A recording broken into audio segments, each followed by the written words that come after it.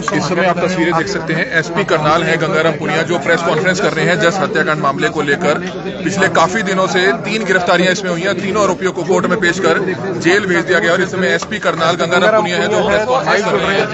क्या कुछ कहना चाहते हैं? प्रेस कॉन्फ्रेंस स्टार्ट हो चुकी है जी साइलेंट सर को लेकर प्लीज। देखिए, दिनांक 5 अप्रैल 2022 को दोपहर के बाद में हमें इन्फॉर्मेशन मिली थी कि कमालपुर गांव जो रोडान गांव है जो कि पुलिस स्टेशन इंद्री के तहत पड़ता है, वहां से एक 4 वर्षीय बच्चा गायब है। इस इत्तला के बाद में हमारी पुलिस भी सक्रिय हुई थी और गांव वालों के सहयोग से आसपास से सीसीटीवी फुटेज चेक किए गए थे। सीसीटीवी फुटेज के आधार पे ग्रामवासियों ने एक बाबा पे आशंका जाहिर की थी कि हो सकता है वो झोली में डाल करके ले गया हो। उस बाबा को हमने आसपास में तलाश किया जो कि इंद्री में मिला। उसको फिर हमने शामिल जांच किया और पूछताछ शुरू की। पूछताछ के आधार पे उसकी प्रथम दृष्टया कोई भूमिका नहीं पाई गई। उसके बाद में हमने गांव में ही ग्रामवासियों के सहयोग से एक सर्च अभियान चलाया था। रात के दौरान उस सर्च अभियान में मैं स्वयं भी वहां पर गया था। हमारी आज जिला पुलिस वहां पर मौजूद थी और हमने अलग अलग टीमें का गठन किया था।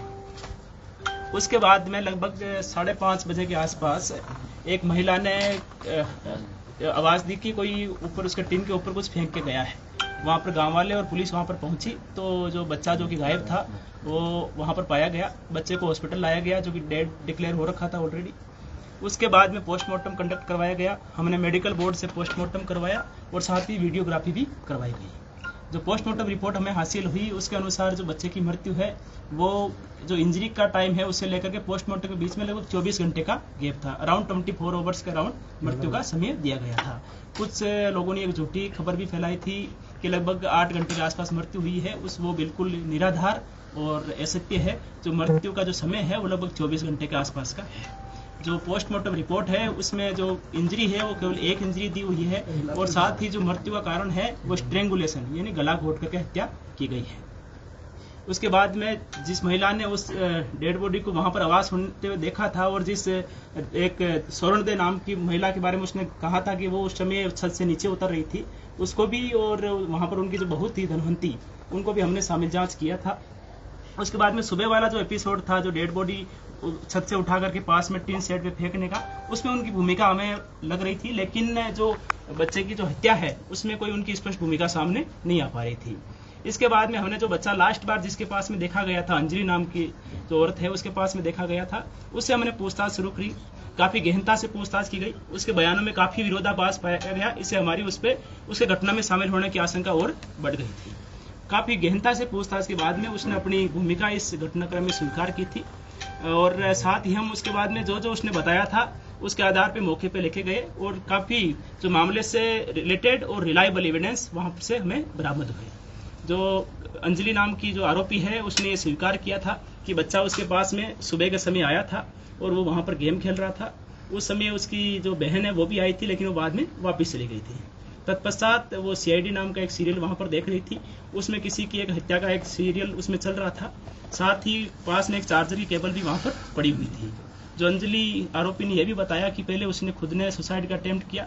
मैं यहाँ पर आपको यह भी बताना चाहूंगा कि हमने उसकी पूरी मेडिकल हिस्ट्री है अलग अलग हॉस्पिटल से वो भी कलेक्ट करी है जिसमें उसमें सुसाइडल टेंडेंसीज दिखाई गई है और पहले भी अटेम्प्ट कर चुकी है जिसका मेडिकल रिकॉर्ड और हमारे पास में दस्तावेजी साक्ष्य भी उपलब्ध है।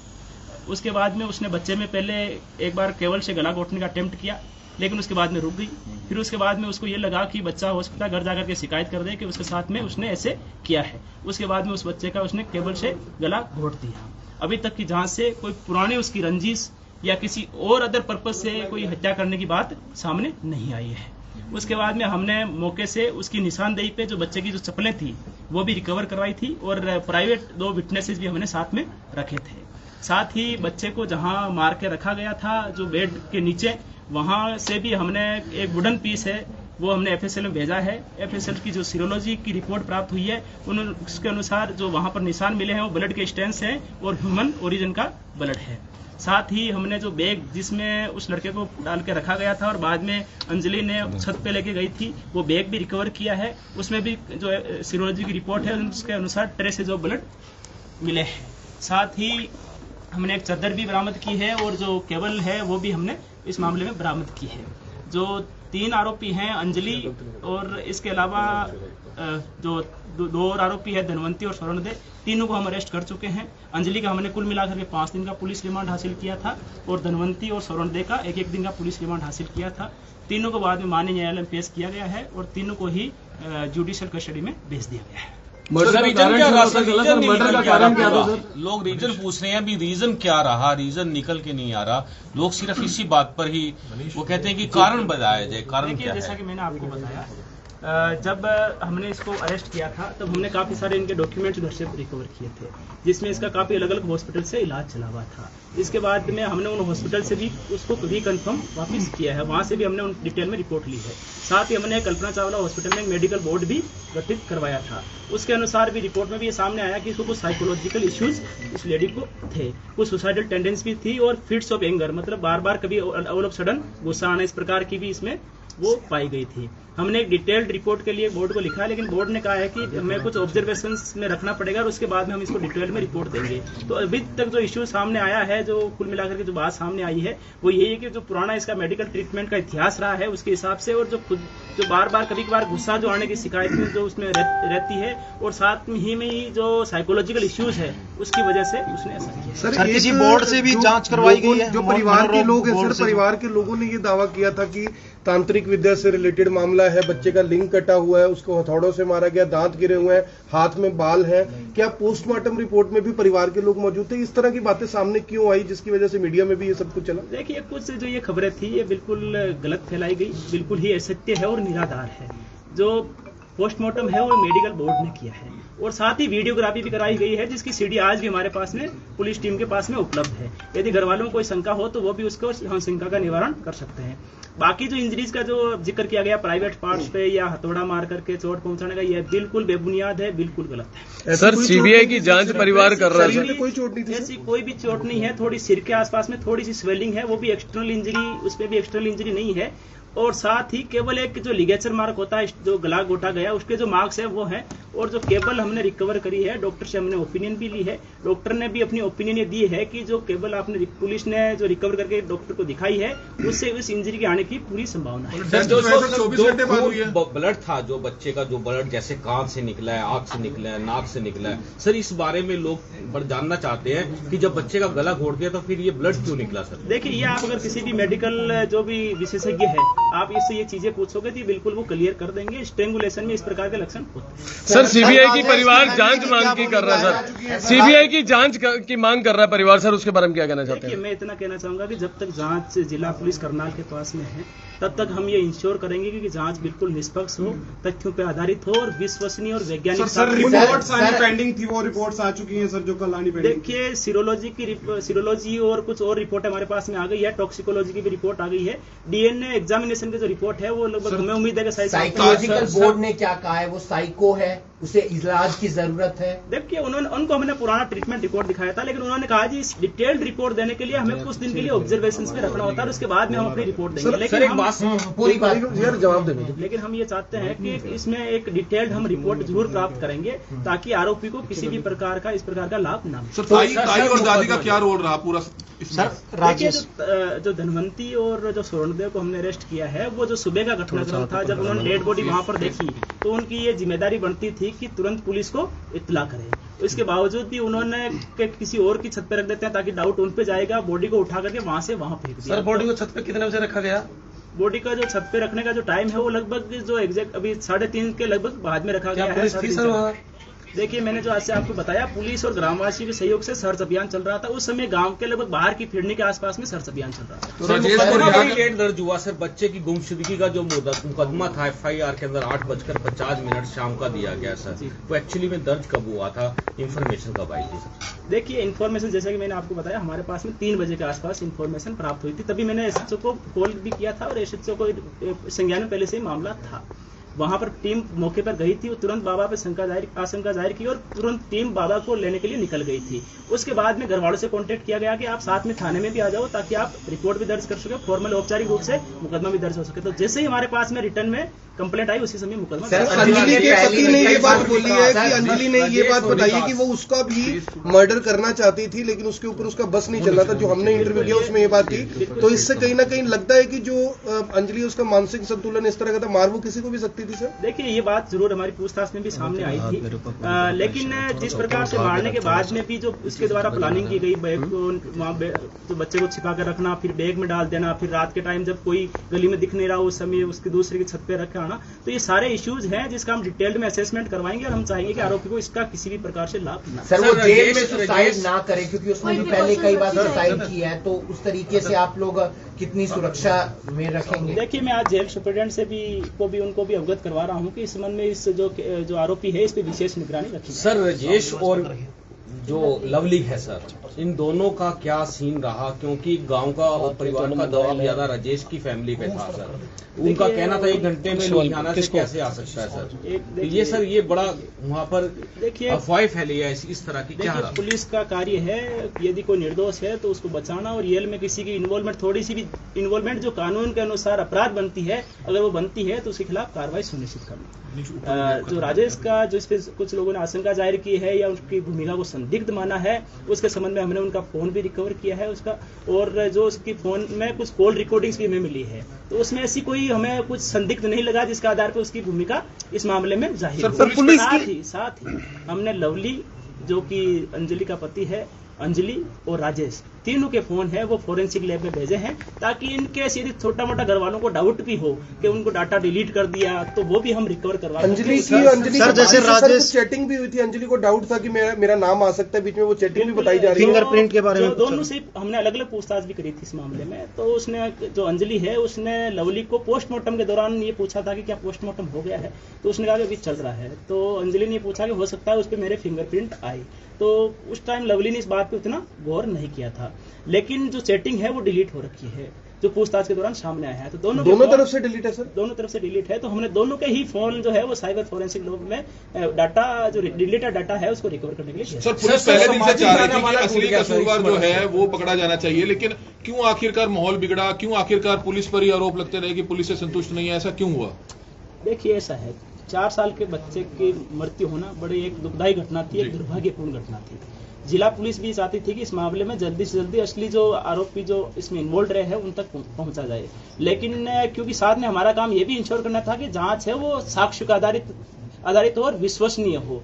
तो हम कुछ रिपोर्ट्स का भी वेट कर रहे थे एफएसएल से, हमें बड़ी मदद मिली एक्चुअल में। एफएसएल से हमें कुछ रिपोर्ट्स बड़ी टाइमली भी मिली, जिससे भी हमें इन्वेस्टिगेशन को आगे बढ़ाने में बड़ी मदद मिली। साथ ही हमने जो पोस्टमार्टम जो रिपोर्ट है उसकी भी जो विशेषज्ञ है उनसे भी पोस्टमार्टम रिपोर्ट के बारे में डिटेल से हमने उनसे भी मदद ली। और पहले दिन पे डाउट किया गया, उनका रोल केवल सुबह सुबह के घटनाक्रम में मिला, जो दिन का जो घटनाक्रम था उसमें उनकी पुष्टि नहीं हो पा रही थी। इसके बाद में हमने अंजलि से पूछताछ की और फिर हम एक्चुअल में वास्तविक आरोपी तक। सर, राजेश का जैसे सामाजिक बहिष्कार हो चुका है, इनकी नजर थी इस पूरे मामले में, आश्वस्त करना चाहेंगे कि जो जांच हुई है ठीक है, सभी सही आरोपी फिलहाल यानी कि जेल में है?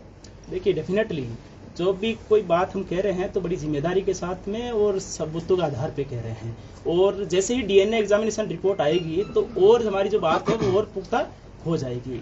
जितने भी अभी तक पुलिस ने जांच करी है, हमने ये सुनिश्चित करने का प्रयास किया है कि हम एक मामले में प्रभावी और निष्पक्ष जांच करके एक अच्छा केस माननीय न्यायालय के समक्ष पेश करें और इस मामले का प्रभावी अभियोजन, इफेक्टिव प्रोसिक्यूशन भी सुनिश्चित हो, ताकि मामला अल्टीमेटली कन्विक्शन तक पहुंचे। डीएनए के लिए सर क्या-क्या चीज भेजी गई? डीएनए के लिए अगर मेडिकल बोर्ड ये कह देता है ये साइको है, तो फिर उसके बचने के चांसेस हो जाएंगे? देखिए, मैंने जैसे कहा कि क्योंकि इस मामले में अभी काफी सारे जो पहलू है, जो हर कोई पहलू में आपको मीडिया के समक्ष अभी नहीं रख सकता, लेकिन हम मेडिकल बोर्ड के समक्ष जो बोर्ड कॉन्स्टिट्यूट करवाया है हमने, उनके समक्ष डिटेल में सारी चीजें हम रखेंगे और उसके बाद में एक असेसमेंट रिपोर्ट प्राप्त होगी। और मुझे उम्मीद है कि इस मामले को हम जहां अंजाम तक, जो सभी लोग चाहते हैं कि ये मामला एक अंजाम तक पहुंचे और इसमें जिस का भी जितना भी रोल रहा है उसको सख्त सजा मिले।